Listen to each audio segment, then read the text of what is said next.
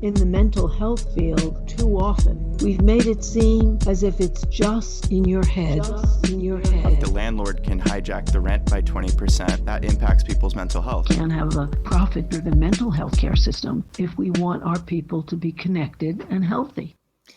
Do. Well, why don't we just segue in this way? Okay, so Yes. so dear listeners, hello, welcome back to It's Not Just in Your Head.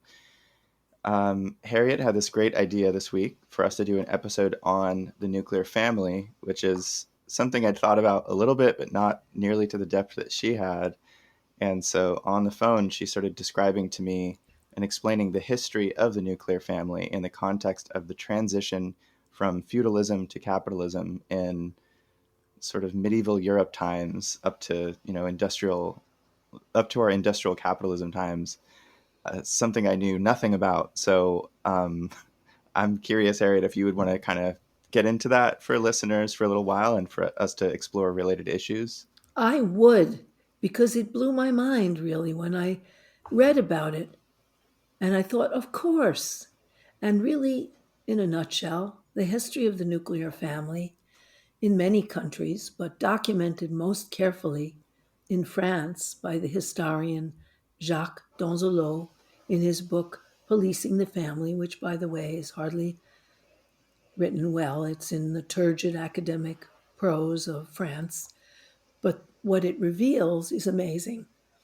After the French Revolution, which was a revolution against feudalism, it turned out that the population, the overwhelming majority of the population, was unemployed, didn't know where to go. Many had lived on feudal estates, which were split up, broken up. They had started being broken up before the revolution because landlords found it more profitable to have big lands, not lots of little farms, big lands where they could graze sheep. But at any rate, after the revolution, the feudal estates broke up, and the feudal family consisted of a male head of family who controlled the lives of all those beneath him with the help of his older son. And it was the feudal male head of the family who decided whether you could marry, when you could marry, what kind of lands you got, whether you had to work on your brother's lands. They were the main decision makers for your lives. And when the feudal estates broke up, there was no decision maker. Everything was chaos. There was the old order broke down, and it couldn't hold. And women were getting pregnant without any kind of security or protection. Children were being abandoned as newborns. Everyone, or not everyone, but almost everyone, was poverty-stricken and desperate for work. And at the same time, during the French Revolution particularly, there was a powerful drive to make the state responsible for the upbringing of children, which would have cost a lot of money. And those people who, after the revolution, still had the money that would be taxed to pay for that were extremely nervous. And there were conferences between the feudal lords that had escaped death and escaped with wealth, the Catholic Church, which was a huge feudal landlord, as well as the ideological justification for feudalism, and was in many cases attacked, but also in many cases had huge lands and wealth that remained, plus the new capitalists that were growing up in the towns where dispossessed serfs went to try to eke out a living. And when they hired those people, they made money, and they were flourishing, those new capitalists, in the new capitalist France. And they thought, oh my God, if they're demanding this and they still have the fury of a recently won revolution, where will they get the money? From us. And so they met together on several occasions and they worked out a solution, which they then enforced. And the solution was make every man the feudal lord of his own family. He is in charge. Give the women security in marriage to this man so that they could be supported in pregnancy and child rearing as long as they worked for this man's family. Make the children chattel so that they would have a kind of serf between them who could be rented out to work for other people, who could work on the farm, who could do whatever they were told on point of death. And in order to enforce this new arrangement, they, who were the only people with the money to give you a job, only gave jobs to men with dependent wives and children. And thus the transition was made and the nuclear family was created, not out of nature, but out of capitalist necessity, out of saving money for the rich.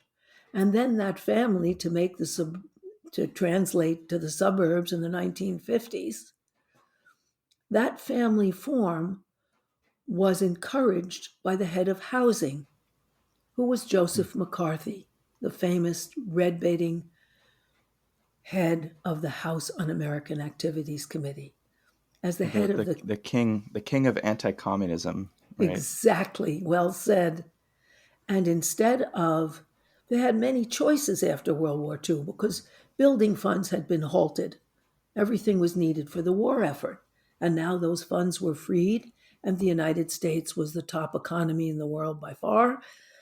And McCarthy had a choice, his committee. Do we invest in the cities, build up buildings where people can share washers and dryers and little green areas and childcare or whatever else? Or do we build up suburbs, vast tracts where little individual homes could be built? McCarthy felt it was communist to share anything, and he had his way. And they endorsed and invested in huge suburban communities like Levittown, which, by the way, in Levittown, you of course had to be married to get a house. You had to be married to a white person and you had to be white. Black people weren't allowed there. You couldn't have black friends. You couldn't have more than 2 children. You had to have your own appliances rather than share, and they had to be ordered from GE. You can imagine the money GE gave to McCarthy's campaigns. However, that is all beautifully documented in a chapter of the book Picture Windows, A History of the American Suburbs by Rosalind Baxendall and Liz Ewan. It's very carefully researched in a scholarly way. So, between the capitalist decision to save money by making the man the head of the feudal household with dependents, so he better not go on strike because the whole family would suffer, and giving his wife a secondary role but protected in childbirth and child rearing, and making the children chattel, they instituted the nuclear family. This is hardly natural. So, okay, all right, let's talk about this. It's a So lot. it's a lot, but I think for a lot of listener, I mean, one reaction I had when I first started thinking about this a while ago, and then I was revisiting it over the phone when you were explaining this transition. My first reaction was, well, what other arrangement of social organization is there? You know, like you have like the man and wife. So this is the sort of bias of assumptions that I think most Mm, ordinary people would have, is that, okay, well, you have a man and yes. a wife, assuming a heteronormative, like, straight people relationship. You got a man and a wife, they get married, they have 1 point whatever kids, and they settle down in a single family home in a suburb somewhere, and that's normal. That's like a natural arrangement of humans, and then you just multiply that throughout a whole section of a city in a suburb, and that's just how people are supposed to operate, right? So that there was a gut reaction even I had as like being, left wingy guy person, um, and I started to wonder like what other arrangements of social organization are there? um, what were there before? What are there in other cultures and in other countries? And I can't say at this point I'm an expert. I do have some ideas, but do you have any immediate answers to that question, either from a historical or cross cultural perspective? Yes, I mean, in the early caves, they never found just a wife, husband, and children. Mm-hmm. They found a grouping of about 10 people, and people lived in tribal configurations.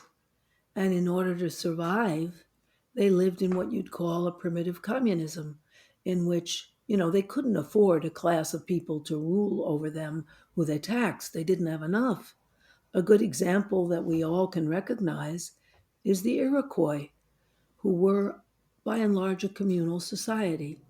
And the way they organized it is men and women had children, but when the children were born, it was a matrilineal arrangement. The woman and her brother and her family raised the children. And men and women lived together until one of them, usually the woman it turned out, decided this is not a good arrangement. And if the woman owned the tent and the women were in charge of the longhouse where many lived, and the woman would show, I'm done, by putting her husband's belongings outside the tent. So he got the hint. Mm-hmm. And children were raised communally. There's a famous quotation with a missionary talking to the Lakota Sioux, a Lakota Sioux Native American. And the missionary says, you guys better keep better track of your wives. You don't even know who your children are. And the Lakota Sioux man says, I don't understand. They're all my children. All the children in this tribe are my children. It's Mm-hmm. a very different idea.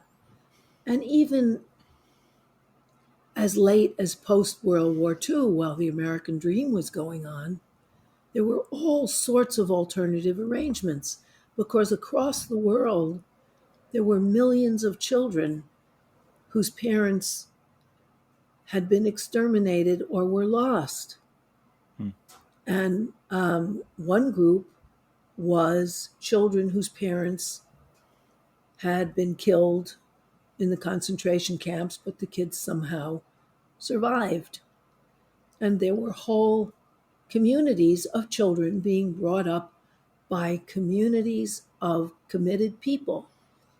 And in Hungary, they had wonderful orphanages. And through those, they found, through their research, that children can bond from birth with between 1 and 5 caretakers, form an intimate bond. And they made sure that happened. And they were Mm-hmm. brought up as a group. The kibbutzim in Israel did that without driving anybody nuts. And that was a recent example. But also to this day, in Russia, there's something called kitez, Kitezh, where there are communities where parents who have their own children also are connected and open their homes to children whose parents have abandoned them or who have been taken away by the state because their parents are so horrendously cruel. Mm-hmm. And they can switch to a different family if they feel like it. But all the families and everyone in the Kitez community, from the cook and the gardener to the teachers to the heads of every family, meet and figure out where the children are and what to do that's best for the next generation. And this has been a very successful model so that people grow up in family homes that are connected to a community and can choose. Because really, the nuclear family is based on the supposition that whoever gets pregnant even if they were knocked up by mistake, is capable of having the patience and knowledge to be responsible for a totally dependent life 24 hours a day. That's a pretty whacked assumption Mm-hmm. and doesn't work necessarily very well. Well, something else that comes to mind to me when I think about so the capitalist workplace structure that's also kind of evolved from this bizarre obsession with top down Mm, hierarchy of like you get one boss or one owner, or maybe you have like a mini collective of shareholders. They decide a bunch of stuff and they tell the managers what to do and the managers tell the workers what to do. mhm, That um, that there's this weird assumption I think in our culture where you have the individual, which is like that's actually a weird idea in and of itself, an individual that's sort of separate from everybody else. mm, But you have an individual man or individual woman, and they're supposed to be sort of the ultimate decider, um, almost like a mini authoritarian in their own lives, at least mm. supposedly, or maybe this is kind of how like libertarians think or something. But then all of a sudden you get this thing called a marriage, where now there's this two-person decision-making unit, although it's conservatively, you're not supposed to assume that there's sort of a 50% 50% decision-making power. It's typically like the Male. patriarchal thing that the man typically is supposed to assume, and uh, gay and lesbian marriages are just sort of invalid. There just isn't really a decision making process. They're just supposed to not exist or something. But within like a family, so when you have a marriage and you have a family unit and you have like a single family home and you have this like copy pasted suburbia, this so I'm also thinking if you zoom out, if you looked at a single neighborhood, like there wouldn't really be anything stopping people from constructing neighborhood councils, for example, where you have say anywhere between 10 and 30 families um, from a couple blocks of houses coming together to make important decisions about things related to their family, about domestic life, about social relations, about um, resource sharing, about child rearing. There shouldn't be anything that stops people from doing something like that, where you could actually expand the governance from a two-person model to like a 10 to 50 person model. Somehow you include children or you include adolescents, you include extended family members of some kind. Mm. um, this is something that could happen. And we also, any listeners who know any, for example, urban planners or like housing cooperative development specialists or something like that, we would actually love to have someone like that on a future episode, because I think the attention to the built environment and the way that it impacts social organization and potential alternative governance models of decision making within social organization, it's really crucial. But kind of going back to what we have now, like when I think of my neighborhood, there's a bunch of single family homes, and um, basically no one talks to each other. Some people who have been lucky enough to stick around for long enough because they either inherited the home or down payments and loans to pay for mortgages were affordable back when people did purchase their homes. Some neighbors have known each other for a long time, but as with most places, there's this influx of new people. Mm. If there's a new younger couple who's buying a house, they either it's almost guaranteed that they work in tech or finance or something similar to that, and almost nobody else can actually buy a home. Mm. And again, no one talks to each other, and it's just assumed that there's a sort of separation between everyone within the single family homes within their streets, that the streets were designed for cars to get family members from their place of home to their place of employment and back, and maybe occasional vacations or something. But that's really what the function of the road is, and what the car is, and what the home is. So you have these tiny units of sort of separated decision making structures where presumably the man's making all the decisions, although it's not really how it works. And no one's really coming together to decide things as a larger group. That's. So Mhm. this is just it's just kind of, frankly, it's a mind fuck, to be honest, to think, how did we get to this place where the vast majority of people, I would assume, think that it is normal and it's natural for you to have a sort of a man and a wife sort of arrangement, that they are separate from everyone else and they are supposed to sort of govern themselves and their family independent of everyone else. Yeah, It's it's strange. it's strange. It's strange, but it's like it's normal. It's sort of like the air we're breathing, right? Yes, and in some cultures, people are more connected. Like in France, almost everyone is politically connected in something. Hmm. And the children are connected because they go to quality childcares. And from 3 years old on, education, public education is 100% Hmm. available and utilized. And so they grow up with other children with a sense of solidarity, and they can stay there as early as 7 in the morning to 7 at night and be picked up, bathed, and fed, and so on. So Hmm. they have a solidarity, but even in a big apartment house, everybody's in their separate little unit. And that's not Yeah. necessary. In Sweden, before the latest recession, coronavirus stuff, they were building buildings with the idea that people live alone much more. Like in New York, 60% in Manhattan, New York City, people, 60% of people live alone. And that was true in Stockholm also. So, especially for younger people.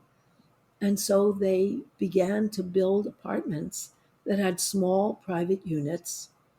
You'd have a tiny little kitchen with a louvered door and, a Hmm. bedroom, but then big collective units where there were films, where there were dinners that people could make together, where there Hmm. were activities, and so that people could connect with one another. Now, there are such shared facilities in San Francisco, but they're wildly Hmm. expensive, where Hmm. single people who have a job that pays well or other big monies can have a small apartment and a big collective space so that they can connect with people. There's also Hmm. co housing, which is housing in which a bunch of people are connected, either in an apartment complex or on a street. And some of them have children and some of them don't. But they plan things together, and the kids can go visit Hmm. different people. They have a sign showing whether the kids are welcome to stop by or not, and they have Hmm. collective facilities. There are old Hmm. age facilities in New York, which were very successful. This facility where they took a single room occupancy rundown hotel and got a lot of money. I forget the woman's name who did this, but she got a lot of money together and made lovely little rooms and big collective spaces for people who were poor and old and on Medicare. Hmm. And they had films and games and all Hmm. sorts of entertainments in a collective space. And they ate together Hmm. if they wanted to. And they found that people's Medicare bills plummeted because they didn't get sick so much when they were happy. Right.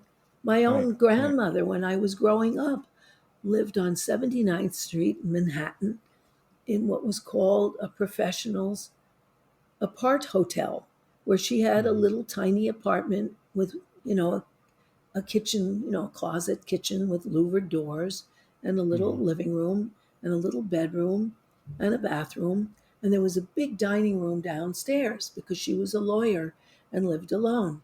And it was full of people with jobs who lived alone Hmm. and met each other at dinner. And Hmm. so that they felt that they were connected.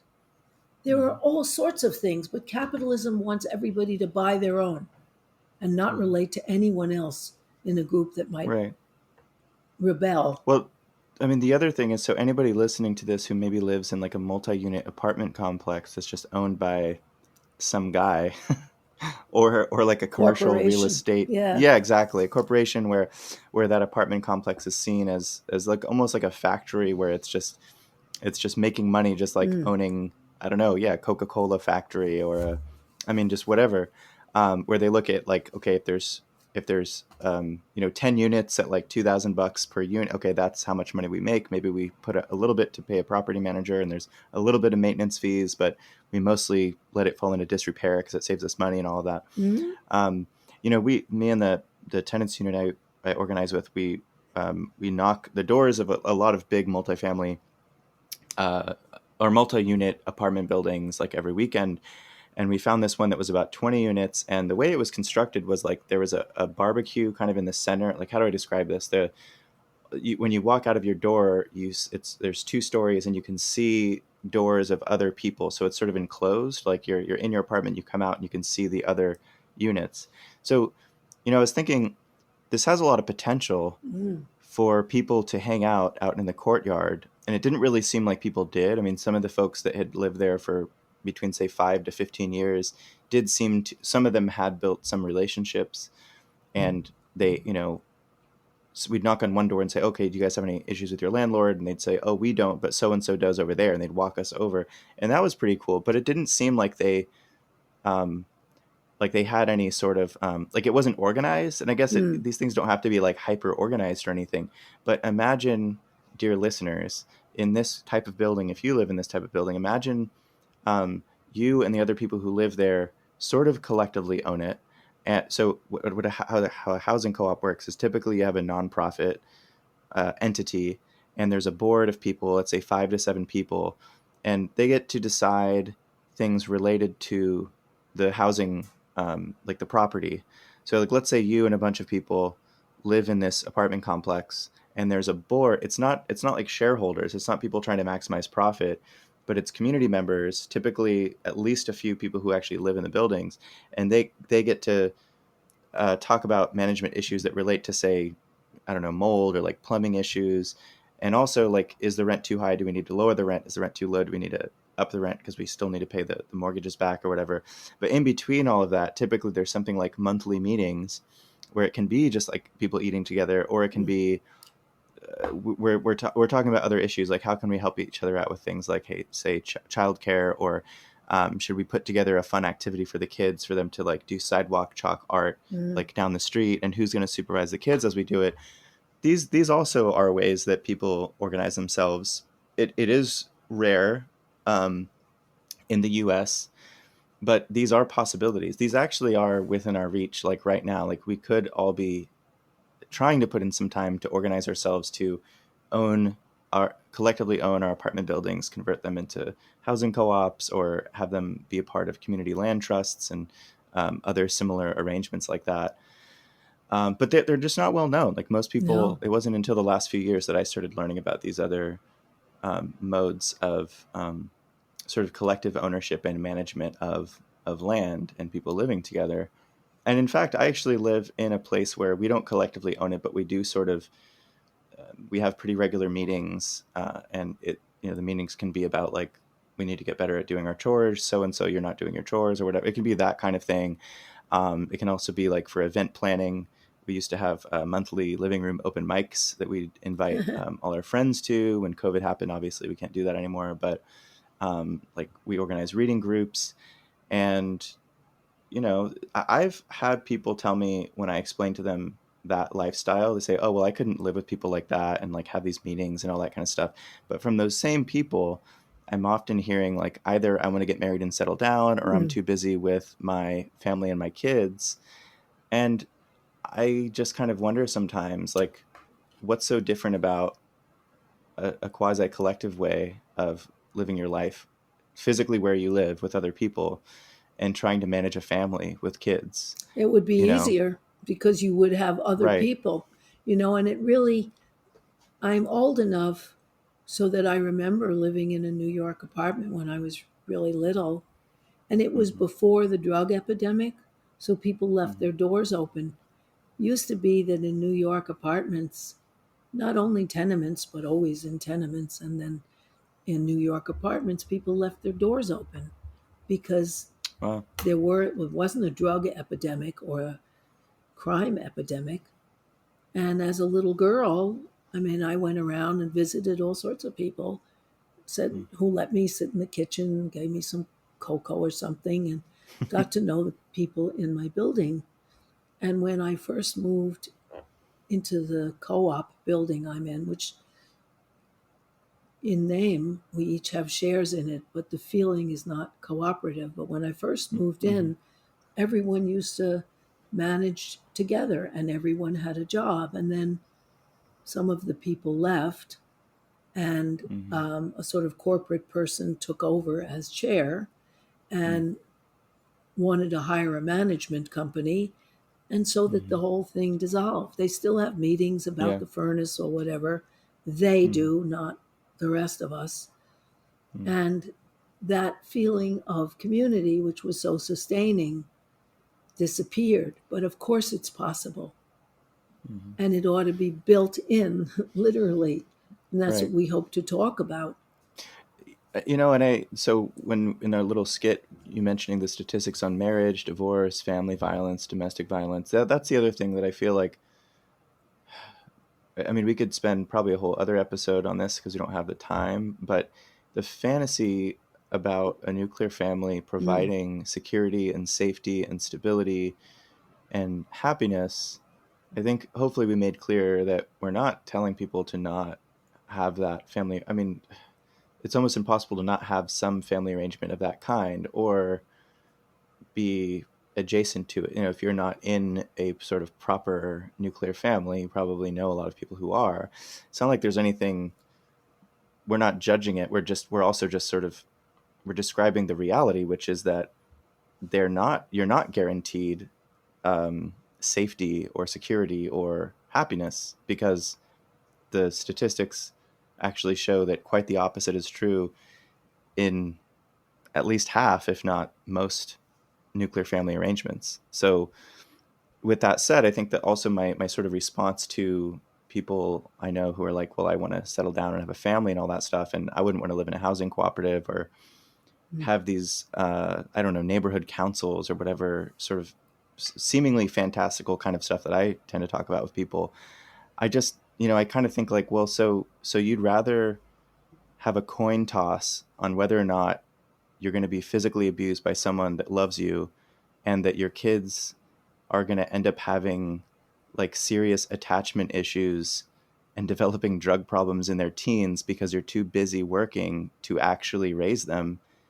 What makes you, what where did you learn to believe that you going into this whole family thing, like you're just going to win the lottery by going into it, and that you wouldn't want to try to engage in a larger collective project that sort of improves your life and other people's lives and models to the rest of the world a better way of socially organizing yourself with other people. And mm, so for me, it's actually a constant point of kind of frustration, if not depression, like looking around and seeing, I'm 35 now and I'm looking around, and it is a lot more common for millennials around my age to not opt in to the nuclear family thing mm, because economically it's so much harder for us now to even consider doing that. mm-hmm.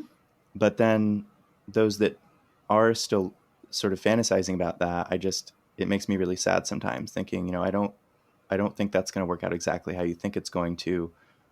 Once you have all the paperwork signed and Mm. things are now like legally bound, and in 5 to 10 years things might change, um, I mean really for the worse for you. And especially I think as therapists, you see so many divorces and Mm, separations and family violence kinds of things that are confidential, so you can't talk about like mm. excruciating details with anyone, but the amount of pain is just so immense and it's so sad.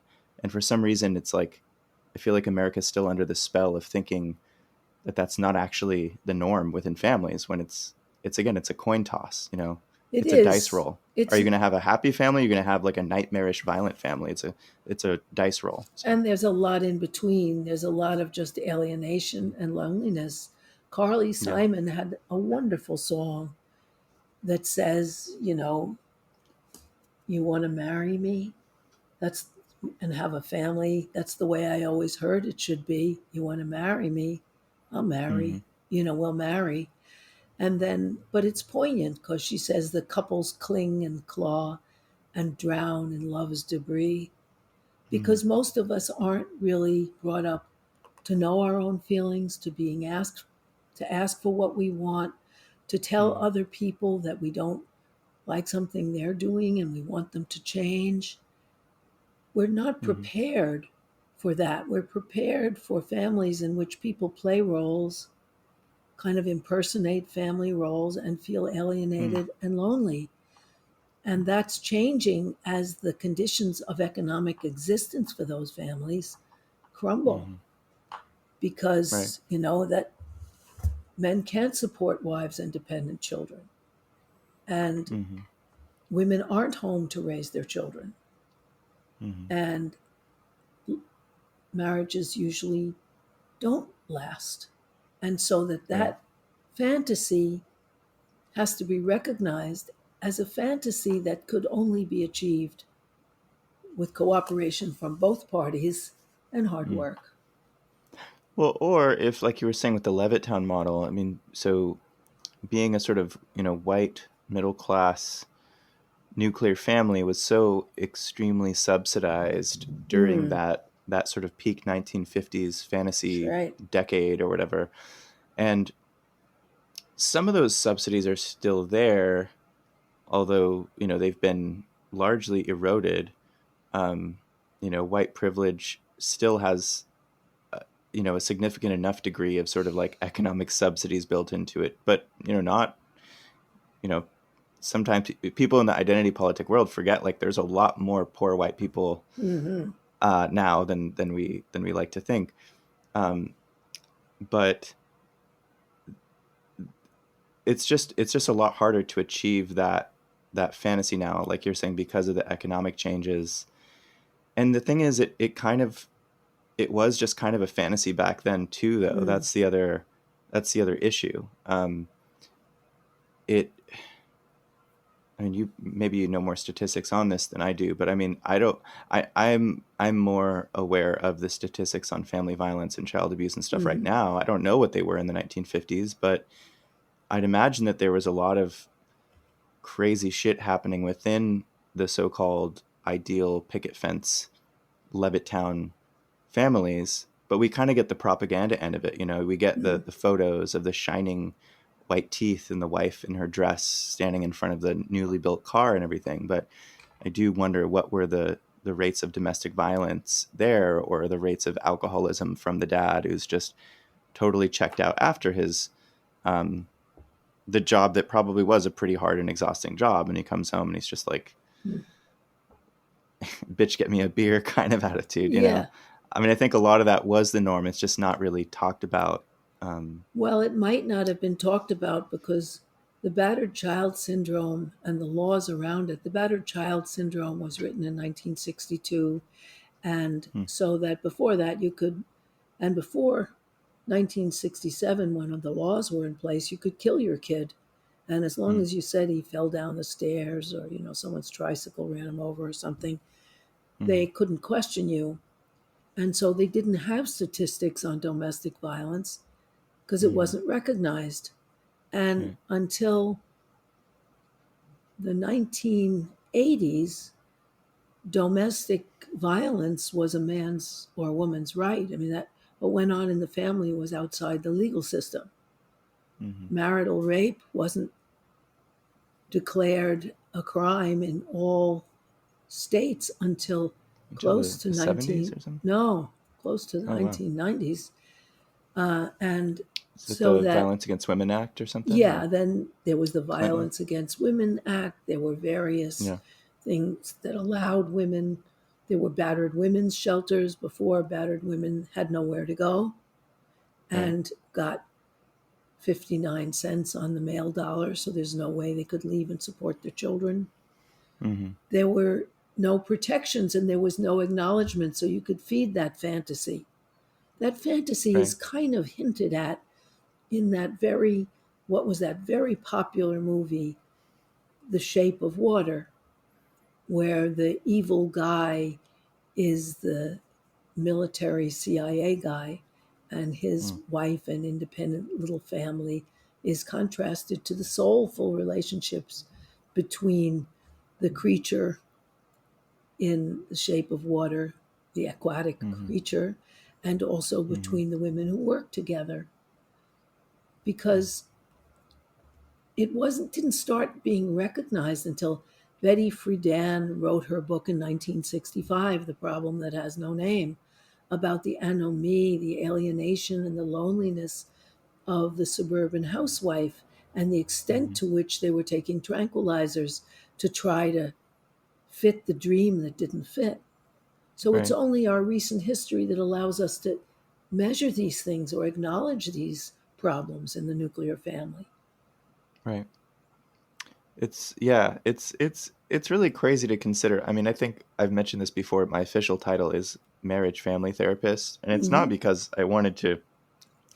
When I decided in my like mid to late 20s that I wanted to be a therapist, I just wanted to generally be a therapist, and I was looking at programs that I could get into, and then do the thing I wanted to do. Hmm. And the easiest one, because it was just nearby at Antioch, and it was like I didn't have to have some like astounding GRE score or anything.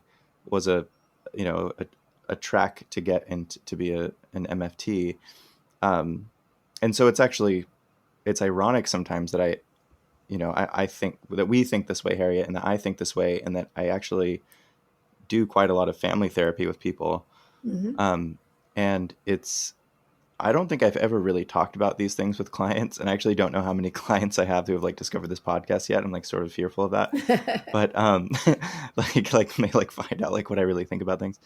But it is kind of sad because sometimes it's like what we're doing, what I'm doing. I don't know how much family therapy you do, but with family therapy, sometimes on the one hand it's actually kind of a beautiful thing. I actually really enjoy doing family therapy. I like working with groups of people more than individuals sometimes, and trying to kind of work out, okay, well, what's the dynamic between you two versus you two? And then, there's the identified patient thing. Like, well, we think that person is the issue. Well, okay, well, what's your role in the conflict?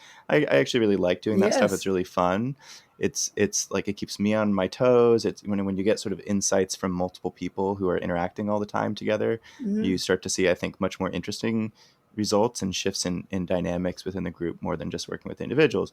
However, it's funny because even if you think about the sort of trickle down through history of the transition from feudalism to capitalism to this McCarthyist like hyper construction of the nuclear family that's been reinforced by various laws, and now the Hmm. sort of it's just the hegemony of the culture.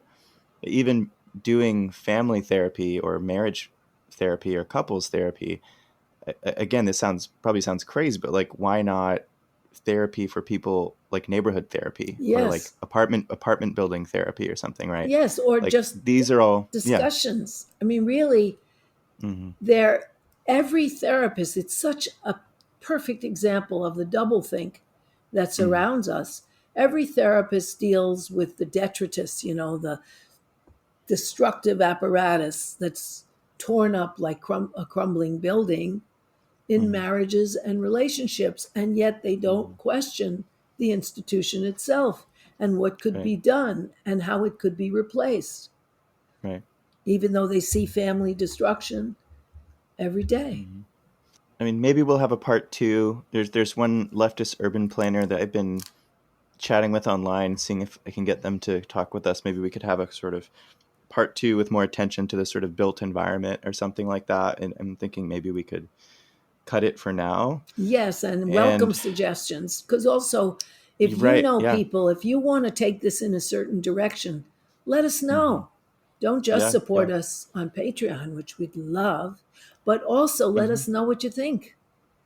Absolutely. And also, yeah, that said, when I think of, say, like sort of more sort of traditional, like Mexican families, for example, that I know, the extended family is more common. And I think in a Mm, lot of sort of traditional or oftentimes immigrant families, I think because of certain economic constraints, that's actually one factor. But I think it's also that I think the extended family is probably a more quote unquote natural, yes. maybe more natural thing, right? I mean, a nuclear family has to be really shaped into a society for people to think that it's like man, wife, two kid, or Yeah. whatever.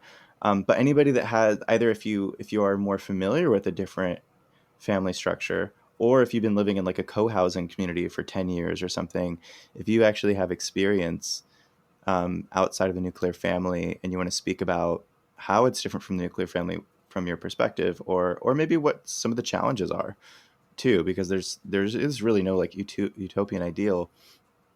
Or if there's like scholars and academics who are, I know there's a lot of feminists out there that have written extensively about like the quote unquote abolish the family concept, or just deeper critiques of the family, the nuclear family. So Mhm. please email us at it's not just in your head at gmail.com if you'd want to either get on the podcast or point us in a new direction of folks to talk to. And also, I advise whoever is listening to this to look outside of your home and look at your neighborhood, and through this lens, right, wondering how was that built the way it Mm. was built, and why are people socially organized within that building the way that they are organized, and why are we so separate, Yes, right? good Because questions. you're not going to come up with solutions to the question of how do we change it. This it's really hard, but just start putting on those glasses to look at your own neighborhood and see what happens.